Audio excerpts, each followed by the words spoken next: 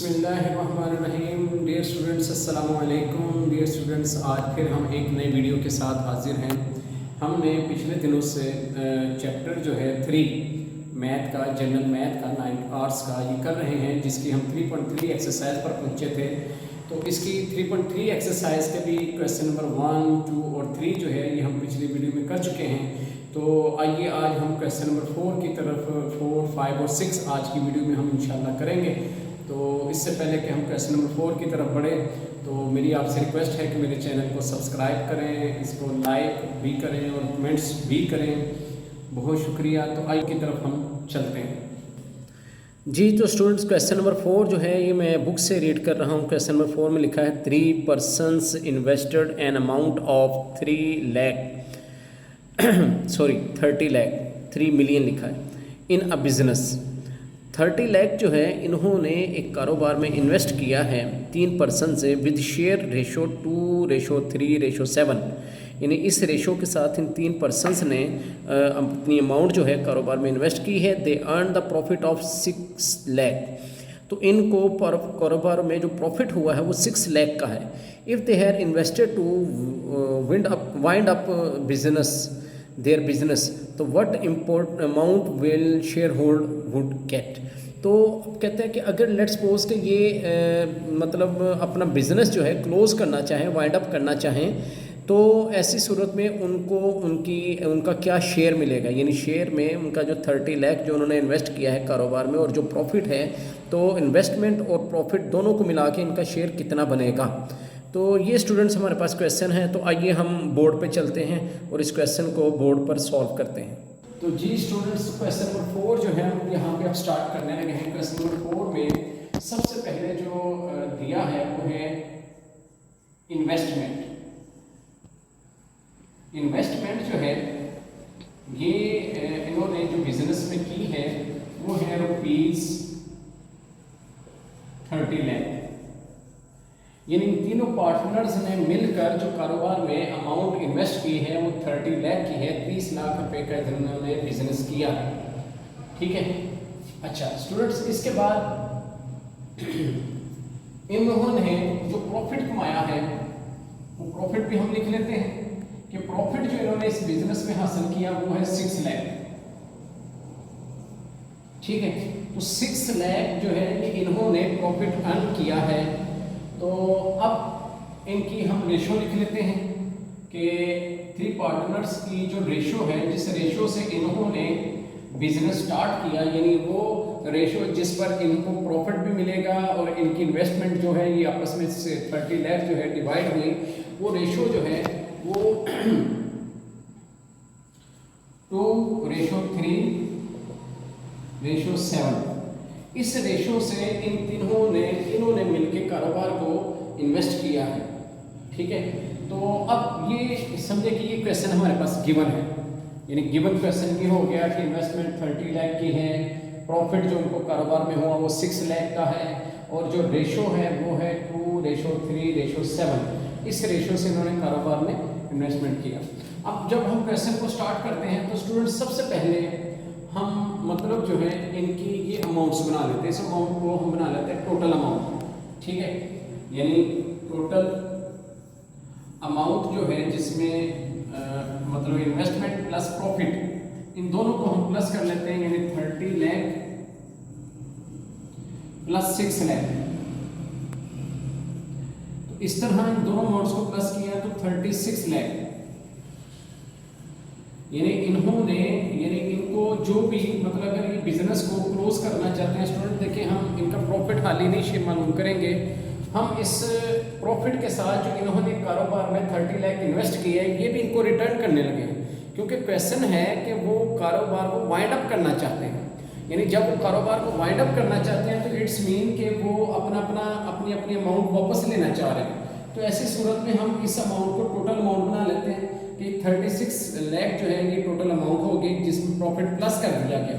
तो अब हम इसकी जो है रेशो इनको हर एक का अलग शेयर बनाएंगे, लेकिन उसमें हम क्या करेंगे, सबसे पहले ये जो हमारे पास रेशो गिवन है इसका हम निकालेंगे सम। तो हम निकालेंगे सम ऑफ रेशो। अब सम ऑफ रेशो जो है वो है 2 प्लस 3 प्लस 7, इन तीनों को हमने जब प्लस किया तो ये हमारे पास आ गया 12, 2 3 5 5 7 12। तो 12 जो है ये सम ऑफ रेशो निकला है। जब सम ऑफ रेशो हमारे पास हासिल हो चुका तो अब हम सबसे पहले जो काम करेंगे वो है share of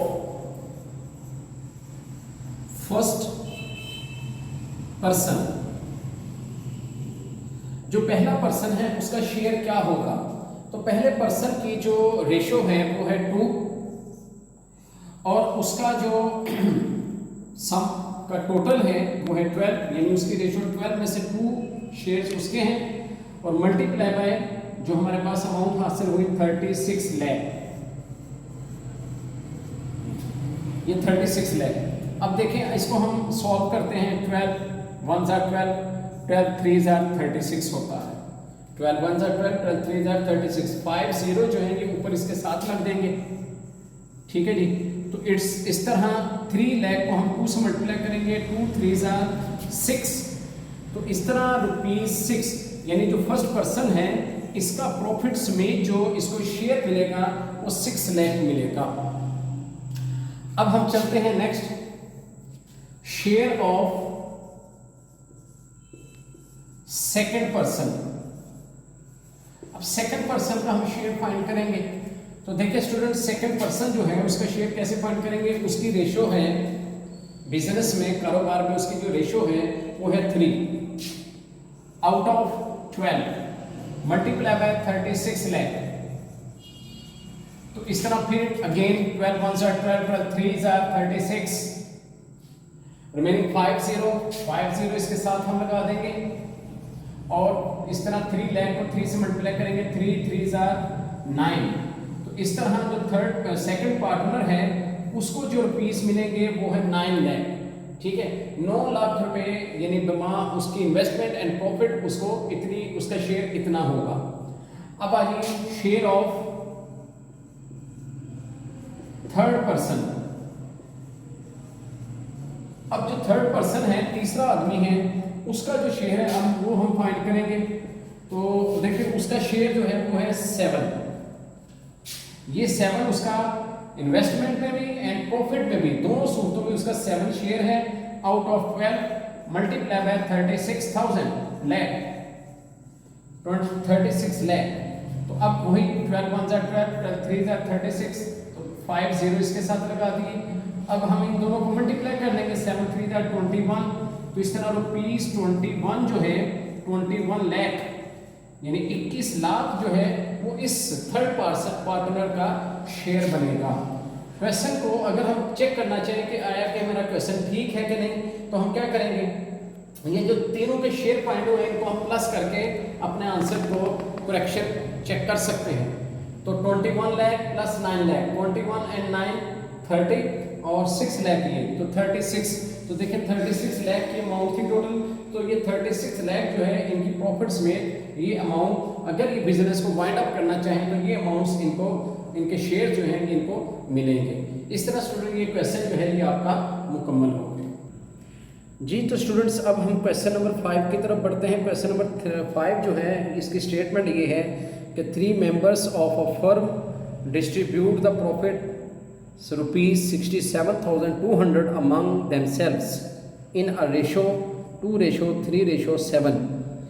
So what is the biggest share of the profit? तो ये जो क्वेश्चन है इसमें लिखा है 3 मेंबर्स जो हैं फर्म, किसी फर्म के 3 मेंबर जो है ना वो आपस में प्रॉफिट डिस्ट्रीब्यूट करते हैं। उनका प्रॉफिट जो है वो 67,200 है। तो अब इनकी जो आपस में रेशो थी वो थी 2:3:7। तो what is the biggest share of the profit? तो ये हमारे पास क्वेश्चन है। तो आइए हम बोर्ड पे चलते हैं, इस क्वेश्चन को बोर्ड पे देखते हैं जी। तो स्टूडेंट क्वेश्चन नंबर 5 जो है सबसे पहले जो इसमें हमें गिवन है वो है प्रॉफिट। प्रॉफिट जो है वो गिवन है ₹67,200, 67,200 ये प्रॉफिट हमें गिवन है। तो अब सेकंड पे जो चीज गिवन है वो है रेशो। तो रेशो जो है वो गिवन है हमें 2:3:7, 2:3:7 ये। तो ये हमें रेशो गिवन है, बस इतना सा क्वेश्चन है। अच्छा, इस क्वेश्चन में जो हमें रिक्वायर्ड है, what is the biggest share of the profit, कि प्रॉफिट में सबसे बड़ा हिस्सा किसका होगा। तो देखिए स्टूडेंट, जिसकी रेशो ज़्यादा है, जाहिर बात है उसका प्रॉफिट का हिस्सा भी ज़्यादा होगा। अगर इसकी रेशो 2 है फर्स्ट पार्टनर की, तो जाहिर बात है इसकी रेशो 2 है तो इसका शेयर भी कम है, इसका प्रॉफिट कम है। इसका 3 है तो इसका भी इसकी निस्बत कम है। तो इस तरह जिसका 7 है, इसका रेशो जो है वो सबसे ज़्यादा होने की वजह से इसका शेयर का जो हिस्सा है, जो शेयर है, वो भी बिगेस्ट होगा, यानी सबसे बड़ा इसका हिस्सा होगा। लेकिन हम इस क्वेश्चन को कंप्लीट सॉल्व करते हैं, जिसमें हम इन तीनों पर्सन्स का जो है वो शेयर फाइंड करेंगे। तो सबसे पहले उसी तरह सम ऑफ रेशो, हम सबसे पहले बिल्कुल पिछले क्वेश्चंस की तरह हम इसका सम निकालेंगे। 2 + 3 + 7, तो इस तरह हमारे पास अगेन हमारे पास 12 आ गया। 2 3 5 और 7 12। उसके बाद शेयर ऑफ फर्स्ट पार्टनर, तो पहला पार्टनर है उसका शेयर जो है वो 2/12 मल्टीप्लाई बाय 67,200।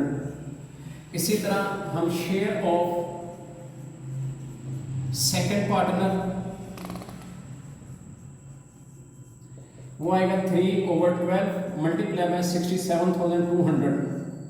और शेयर ऑफ थर्ड पार्टनर वो है 7/12 multiply by 67,200।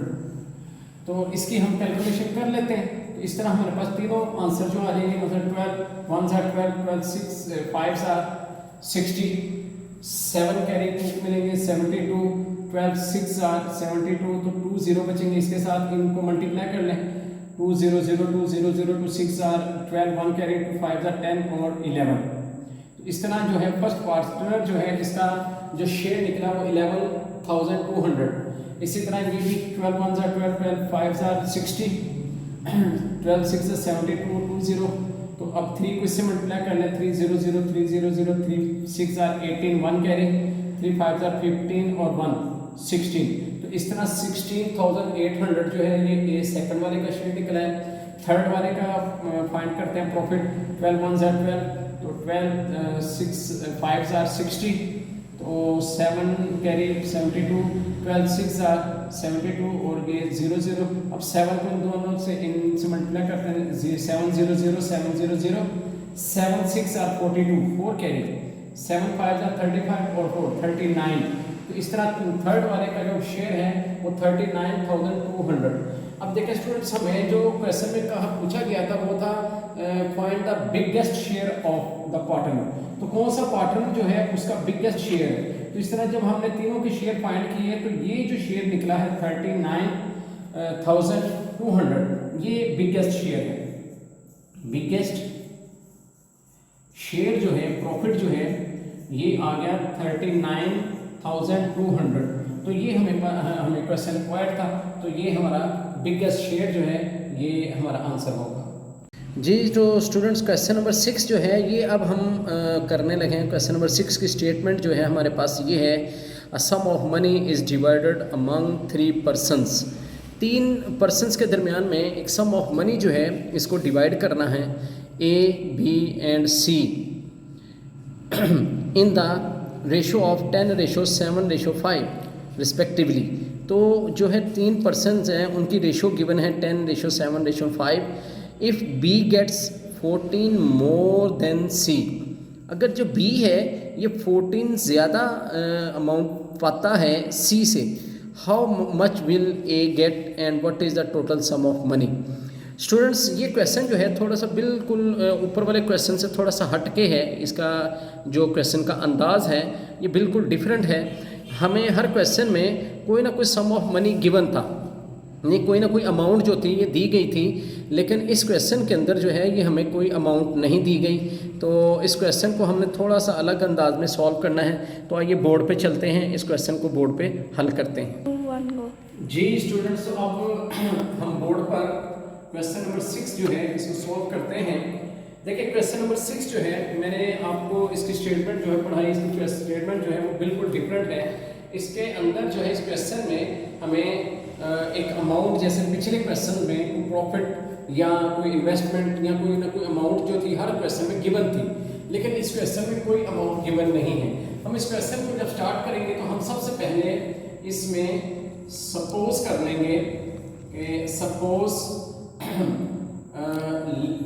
Some of money जो है, सम ऑफ मनी, ठीक है, या टोटल मनी कह सकते हैं इसको, सम ऑफ मनी कर लें, या आप इसको टोटल मनी भी कह सकते हैं। यानी यहाँ पे हम टोटल का वर्ड लिख लेंगे, टोटल मनी जो है वो है x, ठीक है, रुपीज x, ठीक है। हम इसको x सेलेक्ट कर लेते हैं। सबसे पहला जो काम है, हमने टोटल मनी जो है वो x सेलेक्ट कर दिया। तो उसके बाद उसी तरह पहले क्वेश्चन की तरह हमें रेशो गिवन है। हम इस क्वेश्चन में देखते हैं कि ये 3 पार्टनर्स हैं, इनकी किस रेशो से जो है ये प्रॉफिट्स हैं। तो ये रेशो है 10:7:5, 10:7:5। तो इस तरह ये जो है ये रेशो हमें गिवन है, ठीक है जी। तो अब इसमें हम क्या करेंगे, सम ऑफ रेशो, इस रेशो का हम सम कर लेते हैं। तो वो है 10 + 7 + 5। तो इन तीनों को प्लस कर ले, 10 और 7 17 और 5 22। तो 22 जो है इसका सम ऑफ रेशो फाइंड हो गया। अब देखिए स्टूडेंट्स, जो पिछले हमने क्वेश्चंस किए उन क्वेश्चंस में हमारे पास यहाँ पे कोई ना कोई अमाउंट थी। लेट्स सपोज के 1 लाख, 2 लाख, 30 लाख, या किसी क्वेश्चन में 5 लाख, कोई ना कोई अमाउंट गिवन थी। लेकिन इस क्वेश्चन में जस्ट x गिवन है, यानी हमने x बल्कि सपोज किया है कि x जो है ये टोटल मनी है। तो अगर हम इसमें जो पार्टनर हैं A B C, यानी इसके अंदर जो 3 पार्टनर्स हैं उनका नेम जो है वो भी बल्कि हमें लिख लेना चाहिए था यहाँ पे, A:B:C, यानी यहाँ पे जो 3 पार्टनर्स हैं वो A, B और C हैं, ठीक है। ये हम ऊपर लिख लें बेहतर है, ठीक है, ताकि पता चले ये A की रेशो है, ये B की है और ये C की रेशो है, ठीक है। तो अब ये तीनों की रेशो हमें गिवन है, हमने सम ऑफ रेशो भी कर लिया। तो अब जो सबसे पहले काम करना है वो है प्रॉफिट ऑफ A। अब इसमें जो A है सबसे पहला पार्टनर है, उसका अगर हम प्रॉफिट फाइंड करना चाहें, या प्रॉफिट भी कह सकते हैं या हम शेयर भी कह सकते हैं कि मतलब फर्स्ट का जो शेयर है वो है, उसकी रेशो है 10 रेशो है, लेकिन कितने में से, 22 में से, यानी 10/22। और टोटल अमाउंट जो है वो क्या है, वो हम लेट की हुई है x, यानी टोटल अमाउंट हमारे पास कुछ नहीं है, हम इसको सपोज किया हुआ है x। तो इस तरह ये 10x से मल्टीप्लाई करें तो ये बन जाता है 10/22x। ये हमारे पास अमाउंट बन गई, एक जनरल फॉर्म बन गई। इसी तरह हम शेयर ऑफ B अगर निकालें तो B की रेशो है 7/22 मल्टीप्लाई बाय x। तो इस तरह 7/22x जो है ये हमारे पास सेकंड का शेयर फाइंड हो गया। इसी तरह हम शेयर ऑफ C, जो C है इसका शेयर अगर फाइंड करें तो C की रेशो है 5/22 मल्टीप्लाई बाय x।